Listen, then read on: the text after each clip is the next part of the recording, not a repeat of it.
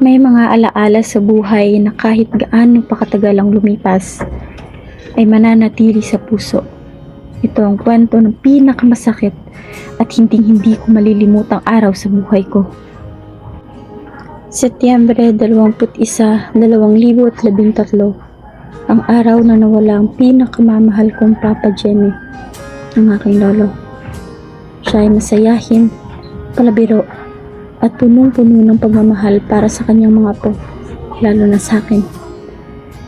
Araw-araw niya kaming hinatid at sinusundo ng kapatid ko sa paaralan gamit ang kanyang pedicab.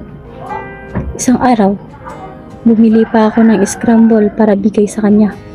Ngumiti siya at sinabi, "Imo na nang." Hindi ko alam na yun na pala ang huli naming pagkikita.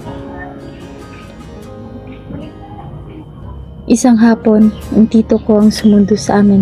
Sabi niya, may pinuntahan lang daw si lolo. Bata pa ako nun, kaya hindi ako nagduda. Hanggang sa maraming araw ang nagdaan, kaya nagtaka na ako. Bakit wala pa si lolo? Nagtanong na ako kay mama. Sabi niya, nasa ospital si lolo at okay naman daw siya.